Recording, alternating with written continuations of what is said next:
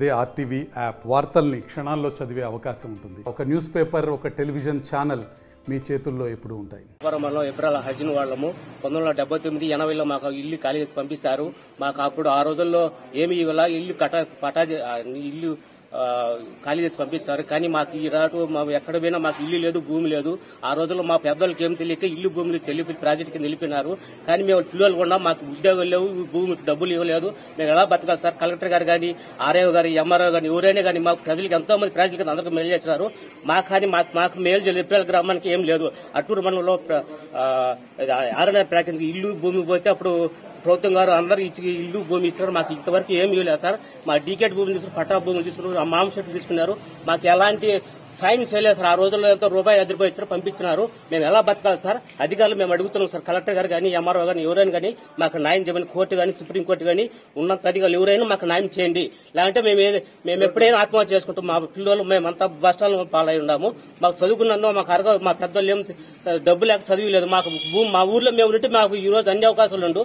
కానీ మేము ఎక్కడ బతకలేకున్నాము. మాకు ఏదో ఒకటి ఇల్లు భూమి చూపించి డబ్బులన్నా కట్టించే మేము చదువుకుంటాము. ఉన్నంత ఏదో సాగిపోతాము.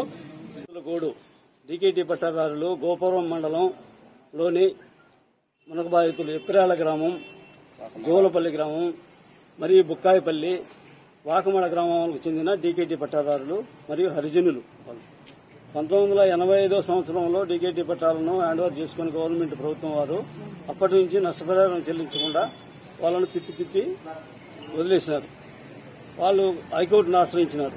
మాకు నష్టపరిహారం చెల్లించవాలని మా డీకేటీ పట్టా భూములకు చుట్టూ వెళ్ళాం.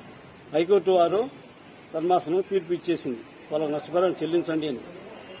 కానీ వీళ్ళు ప్రభుత్వం వారు ఇవ్వనందువలన మళ్ళీ కంటెంప్ట్ వేశారు. హైకోర్టులో కంటెంప్ట్ పిటిషన్లో కూడా నష్టపరిహారం చెల్లించమని తీర్పు ఇచ్చేశారు. అప్పటికి కూడా వాళ్ళు కదిలికొచ్చి ఈక సుప్రీంకోర్టులో ఎస్ఎల్పి వేశారు రైతుల మీద.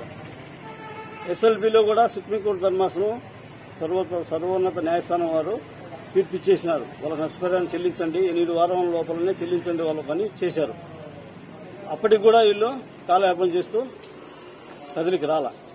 మళ్ళీ రైతులు పోయి సుప్రీంకోర్టులో కంటెంప్ట్ వేసుకున్నారు. కంటెంప్ట్లో తీర్పు ఇచ్చేసినారు. 6 వారాల లోపల వాళ్ళు సరైన న్యాయం చేసి నష్టపరిహారం చెల్లించండి వాళ్లకు.